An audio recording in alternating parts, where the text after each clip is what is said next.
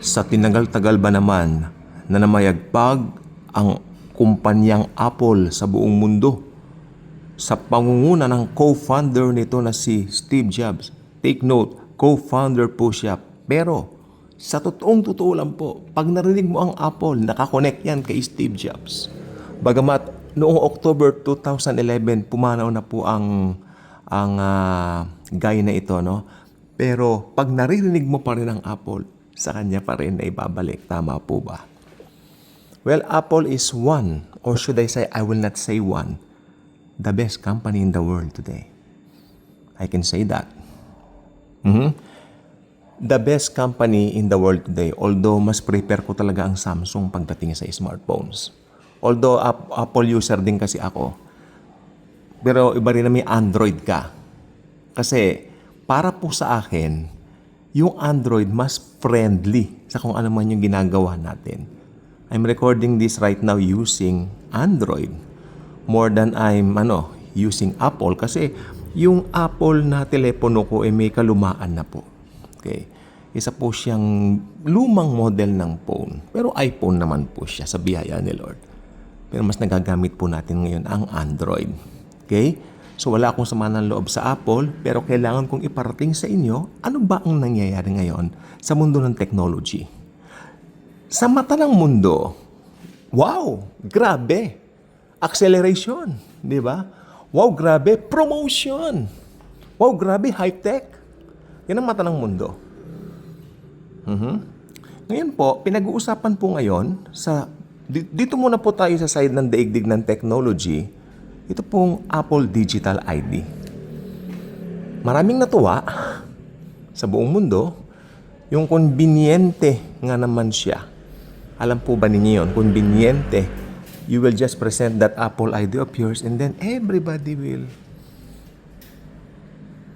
become easy towards you in making something like making a transaction and all that. No? Pero kasi Apple Digital ID yan eh. Ang pinaka-purpose po niyan, palitan yung physical ID. Sa music po, bagamat kami may mga CDs pa kami, ako mas gusto ko po nakikinig ng CDs, no? Kasi parang mas malinaw ang tunog ng CD, mas buo. At saka may luma kami ditong player pa ng CD. Kaysa dun sa Spotify, maganda naman po siya, nandun na po siya lahat. Pero yung ganito po yan, yung CD, yan na po ang physical copy. Pero ito pong Spotify, digital po yan, no? You don't own digital files, right? Nakasubscribe lang tayo din eh. Oo. Ako nakasubscribe ako dito monthly. Nagbabayad ako ng 149 pesos because music lover po tayo. At saka isa pa, marami pong preachings na magaganda sa Spotify na wala sa YouTube. Sa totoo lang po. Grace preachings, end time preachings. Lahat, marami. Hindi lang po music na nandoon, madami po. Yung mga mahilig sa horror stories, yung kapitbahay namin nakikinig doon ng malikmata. Ayun, tapos yung mga Pinoy creepypasta, mga ganyan. Nandun na po lahat eh. Kumpleto na sa Spotify. Yun po ang digital. You don't own that. Wherein, pag pumunta ka dati sa record store, bibili ka ng CD o kaya ng DVD, yung kopya, yung rights, syempre, hindi sa'yo, dun sa producer yun, tsaka sa artist. At tsaka dun sa producer ng pelikula o kung ano man yan na pinopromote nila.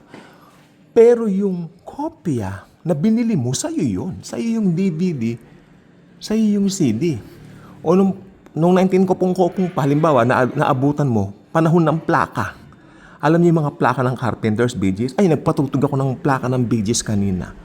O, yun po ay sa amin pong lolo. Yung Saturday Night Fever. Maganda po siya, kaya lang may gasgas na.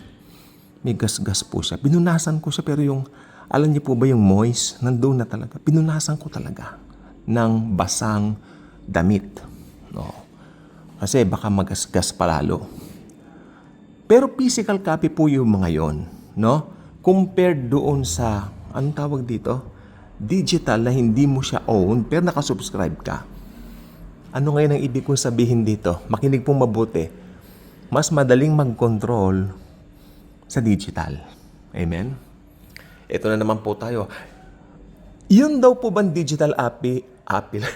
Yun po bang digital Apple, yung ba Apple Digital ID raw po ba, yan daw po ba ang mark of the beast? Alam nyo ngayon palang sasabihin ko, it's a big no. But, ito na po yung, makinig po mabuti, ito importante dito, hindi po siya ang mark of the beast.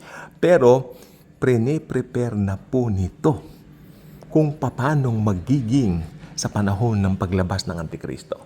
Pero hindi pa po yan ang mark of the beast. Huwag kayong matakot. It's not yet the mark of the beast. Nandito pa po tayo mga mananampalataya. Balikan po natin ang Apple. May nakausap ako, tawa ko ng tawa. Ang galing naman ng mukha ko. Ang galing naman ng iyong utak. Ang imagination mo. Sabi niya sa akin. Ano po siya? Mahusay po siya. Minsan nagkwento siya. Matagal na po itong kwento niya. Hala, yan sa Antikristo yung Antichrist daw yung Apple. Paano mo nasabi ka ako? Bakit? Ano ba yung bunga na kinain ni Adan at Eva? Hindi ba mansanas yun? Hindi lang binanggit ng Biblia kanya, pero mansanas yun. Kinagat nila yung apple kanya. Wow, tindi mo chong ako. Of course not. Walang binabanggit kung anong bunga po yung kinain ni Adan at Eva. Kaya wag tayong magbibigay ng mga conclusion. Amen? Ang Apple po ay isang napakagandang company. Hanga tayo kay Steve Jobs. Binabasa ko nga po dati yung biography ni Steve Jobs. Kahanga-hangang tao. No? Akalain nyo, 1970s pa, inano niya yung computer, dinevelop niya. Alam niyo yung mga smartphones dati? Hindi, yung mga dati pang unang mga telepono. Meron palang tatak na Apple doon. Iba't iba yan. Hanggang dumating po talaga yung pinakamalaking isa invention niya, yung desktop. Noong mga 1970s, sila po yun. Apple na yun. At si Steve Jobs, bata pa po doon. Nakaka-bless po naman kung titignan mo. Pero dumating po kasi ngayon, lalo na ngayon, natutuwa po ako ngayon kasi ang dami nagbabantay sa end times and I love that. No? Tuwang-tuwa ako doon sa mga Kristyano nagbabantay sa end times. Although we are not date setters, but at least alam natin na kung ano yung awareness natin sa nangyayari sa paligid. Like this one. Sapagkat ito pong Apple Digital ID ito, ini-implement na yata sa iba't ibang lugar sa state, sabi nung tiyahin kong tumawag kanina. Ay magiging digital ID na. It means, hindi na uso ang physical ID. Alam naman natin yung mga physical na money. Wala na rin, di ba? Puro tayo naka-digital na rin tayo sa pera. Alam niyo po ba nung lumabas yung digital money? Makinig po mabuti. Nung lumabas yung digital money, yung cashless society na binabanggit, nung in-implement yan, may nagsabi dati, sa akin din, susunod na dyan, digital ID, sabi niya. Tama nga po. Tama o hindi? Nangangaral din po ng end times yung mama na yon. Hindi kami pareho sa mga turo, pero sabi niya, susunod na ang digital ID. And it makes sense. Ito po, tingnan yung nangyayari ngayon. Tuwan-tuwa ako doon sa mga nag-aaral ng end times. Hangang-hanga po ako kasi binabantayan nyo talaga ano nangyayari. It means you are so excited to meet Jesus. Again, ito na naman po tayo sa controversial na ito. Yung controversial na pag sinabing Jesus is coming, ano bang nasa kokote ninyo? Ano bang nasa utak ninyo? Jesus is coming! Ba yung iba pinagsama ang second coming sa rapture? Hindi po ganoon. Magkaiba, separate event po si rapture, separate event si second coming. Hindi mo pwedeng pagsamahin yan. Pag pinagsama mo yan, marami kang masasagasaan na verses at hindi aakma sa rightly dividing the scriptures na iniuutos ni Pablo sa atin. Okay? Nagawin para maintindihan ang Bible sa konteksto. More than half of the New Testament si Paul ang sumulat. Kaya alam ni Pablo ang sinasabi niya kung paano gawin ang lahat ng yaan. Amen po ba? Makinig tayo kay Pablo. Makinig tayo kay Paul. Amen po ba? Balik tayo sa digital ID. Pag naging digital ID, magiging madali po ba? Super dali. Bukod pa sa katotohanan na kahit saan ka pumunta, pwede kang matrace. Ha? Kaya bibihira makagawa ng masama. Amen po ba? Kaya nga po nagkaroon lahat ng SIM, di ba, ni-register natin? Natatandaan niyo yun? Pre-COVID days, nagkaroon na po tayo ng SIM registration, which is good.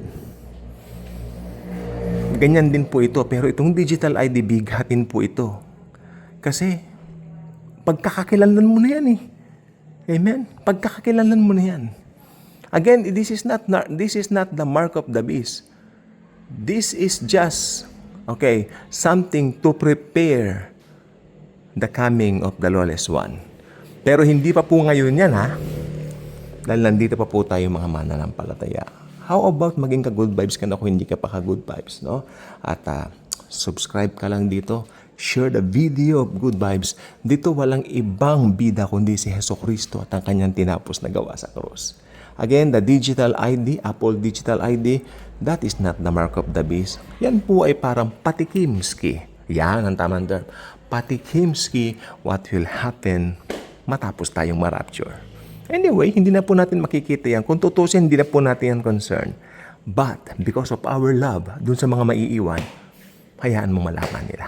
God bless po.